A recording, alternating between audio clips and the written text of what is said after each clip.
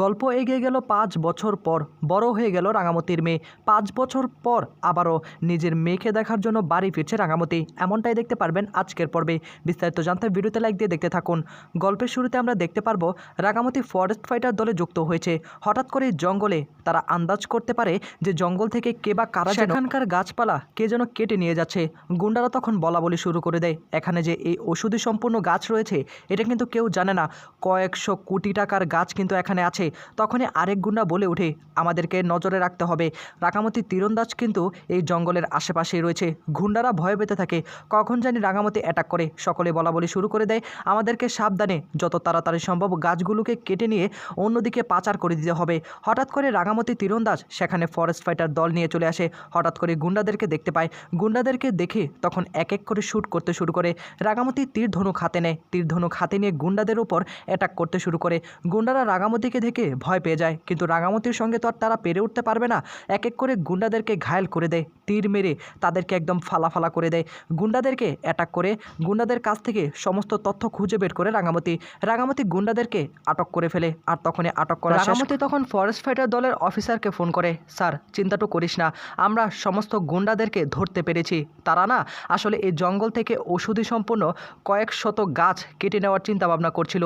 যদি এই গাছগুলো থাকে আমাদের ভারতবর্ষ মানুষের অনেক উপকার হবে রে। রাঙামতির দলের একটি মেয়ে তখন বলে ওঠে, রাঙা আজকে তো তুই ৫ বছর পর বাড়িতে ফিরবি, তোর মেয়ের জন্মদিন আজকে, যা যা তুই আগে গিয়ে গাড়িতে উঠে পড়, তুই রওনা হয়ে যা, আমরা এদিকটা সামলে নিতে পারবো। রাঙা তখন বলে, আচ্ছা ঠিক আছে, আমি তাহলে বেরিয়ে পড়ি। এ বলে তখন রাঙামতি গাড়িতে উঠে পড়ে। অন্যদিকে রাঙামতির মেয়ে ৫ বছর পর অনেকটা বড় হয়ে গেছে। রাঙামতির মতো রাঙামতির মেয়ের হাতেও তীর ধনুক, আর তীর ধনুক দিয়ে সে বাচ্চাদের সঙ্গে খেলাধুলা করতে শুরু করে, বাচ্চাদেরকে ভয় দেখানো শুরু করে দেয়। রাঙামতির মেয়ে ভীষণ রকম সাহসী একটা মেয়ে, সে কোনোভাবেই কাউকে ভয় পায় না, বিশেষ করে একলব্যকে তো আরও আগেই ভয় পায় না। এদিকে বাচ্চাগুলো চিৎকার চেঁচামেচি করছিল।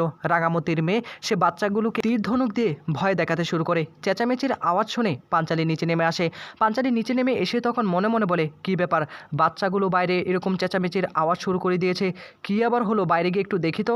যখনই বাইরে বের হতে যাবে ঠিক সেই মুহূর্তে সার্থকী এসে বলে, কেন জানিস না কি হয়েছে, ওই রাঙামতির মেয়ের হাতে তো এখন তীর ধনুক, সে তীর ধনুক নিয়ে আমার বাচ্চা ছেলে মেয়েগুলোকে একদম শেষ করে দেবে।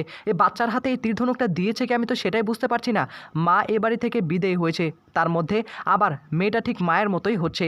নবারুণ এসে বলে, আরে আমি তীর ধনুক বানিয়ে রাঙার মেয়ের হাতে তুলে দিয়েছি। একথা শোনার পর সার্থকী তো ভীষণ রকম রাখতে শুরু করে।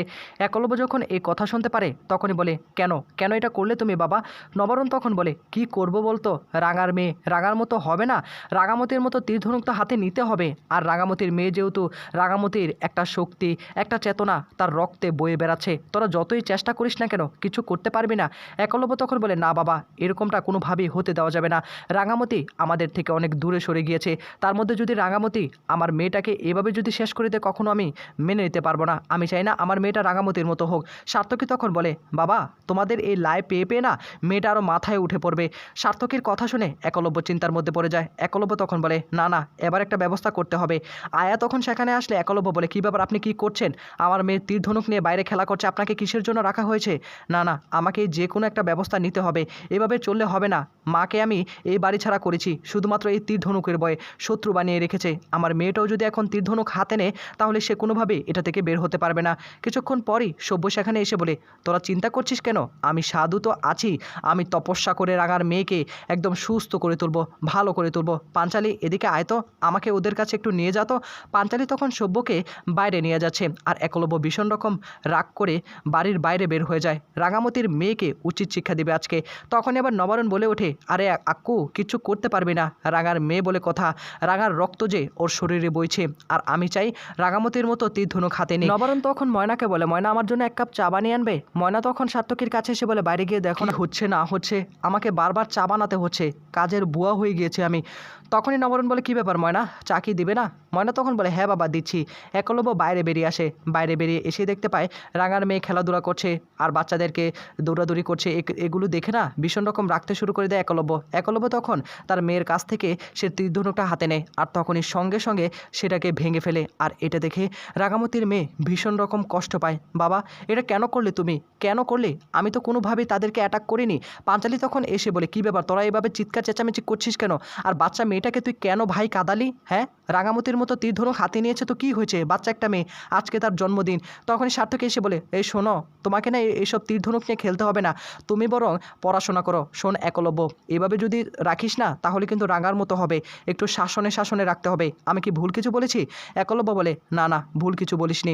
রাঙার মেয়ে এসে তখন একলব্যকে বলে, বাবা তুমি পচা, আমি মায়ের কাছে যাব। একলব্য তখন বলে, মায়ের কাছে যাবে কেন, আমি আছি না। এই মায়ের আশকারা পেয়ে পেয়ে ভিডিও কলে দেখে দেখে এখন মায়ের মতো হওয়ার চেষ্টা করছে, তাই না? রাঙামতির মেয়ে রাগ করে সেখান থেকে চলে যায়, তার তীর ধনুকটা এভাবে ভেঙে ফেলে দিয়েছে। এদিকে পাঞ্চালিও ভীষণ রকম রাখতে শুরু করে দেয় একলব্য, কেন কেন এটা করলি ভাই, এটা করার কোনো দরকার ছিল নাকি? বাচ্চা একটা মেয়ে, আজকে তার জন্মদিন। এদিকে বাড়ির ওপর থেকে সমস্ত কিছুই দেখতে শুরু করে বৃন্দা। বৃন্দা তো এখনও প্রতিশোধ নিতে পারেনি রাঙামতির। বৃন্দা মনে মনে বলে, আজকে তো রাঙার মেয়ের জন্মদিন, রাঙামতি নিশ্চয়ই এই বাড়িতে আসবে, আজকেই প্রতিশোধ নিতে হবে। তখনই বৃন্দা কাকের জন্য ফোন করে, জেলের মধ্যে থাকে সেই লোকটি। তখনই বৃন্দা বলে, অনেক পুরনো হিসাব বাকি রয়েছে, আজকে রাঙামতি বাড়িতে আসবে, তার মেয়ের জন্মদিন বলে কথা, আমারও পুরনো হিসাব বাকি রয়েছে, আমি ঘুমাতে পারি না, দিনের পর দিন আমাকে অনেকভাবে অত্যাচার করেছে, আমি এবার প্রতিশোধ নিতে চাই, আমি এবার একটু শান্তি হতে চাই, কোনোভাবে আমি থেমে থাকতে পারছি না, রাঙামতির জন্য বারবার আমার মুখে জামা ঘষে দিয়েছে, আমি কারোর সামনে মাথা উঁচু করে দাঁড়াতে পারছি না, এবার অন্তত কিছু একটা করতে হবে।